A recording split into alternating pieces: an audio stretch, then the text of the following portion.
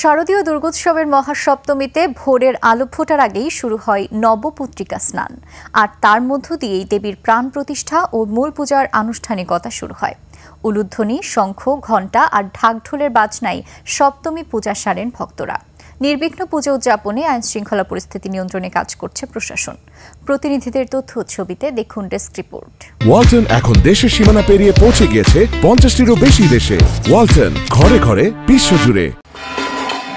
সকাল থেকেই ভক্তদের ভিড়ে মুখর কিশোরগঞ্জের তাড়াইল উপজেলার 17টি পূজা মণ্ডপ। নারী, শিশু, বৃদ্ধ সবাই মেতে উঠেছেন মায়ের আরাধনায়। সদরের কেন্দ্রীয় কালী মন্দিরে ভিড় ছিল নানা বয়সী ভক্তদের। সকাল 11টায় অনুষ্ঠিত হয় সপ্তমীর পুষ্পাঞ্জলি। শতাধিক ভক্ত একসাথে হাত জোড় করে মাতৃচরণে অর্ঘ্য দেন।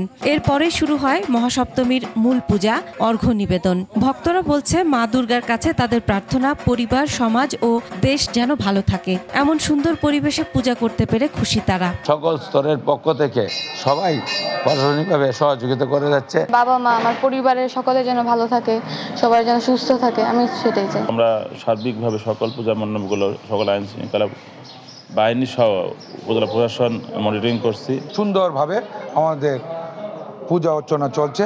এই পর্যন্ত তারা সর্বদিক দিয়ে সহায়তা করে আসছে। গাজীপুরে মহাসপ্তমীর দিনে ভক্তরা পূজা অর্চনায় অংশ নেন। কুড়িগ্রামে পূজা উপলক্ষে মন্দিরগুলোকে সাজানো হয়েছে বর্ণিল সাজে। ঢাকের তালে মুখরিত মন্দির প্রাঙ্গণ। রাজবাড়ীতে শারদীয় দুর্গোৎসবের মহাসপ্তমীতে মন্দির মণ্ডপ মুখরিত ভক্তদের পদচারণায়। সকাল থেকেই সপ্তমী পূজার বিভিন্ন আয়োজন দেখা যায় সাভারের মণ্ডপগুলোতে। মা দুর্গার আশীর্বাদে সকল কিছুতে শান্তি বিরাজ করবে বলে জানান ভক্তরা। অনুষ্ঠান ভালো মতন, মঙ্গল মতন হয়ে যাক, এটাই ঠাকুরের কাছে চাই। নেত্রকোনায় সবগুলো পূজা মণ্ডপে সকাল থেকেই উলুধ্বনি, শঙ্খ, ঘণ্টা আর ঢাকঢোলের বাজনার মধ্য দিয়ে শুরু হয় সপ্তমী পূজা। মন্দিরগুলোতে ভিড় করেন ভক্তরা। পূজা শেষে অঞ্জলি দিয়ে প্রসাদ বিতরণের মধ্য দিয়ে মহাসপ্তমীর সমাপ্তি হয়। ব্রাহ্মণবাড়িয়ায় দেবী দুর্গার নবরূপের আরাধনার মধ্য দিয়ে নবপত্রিকা পূজা অনুষ্ঠিত হয়।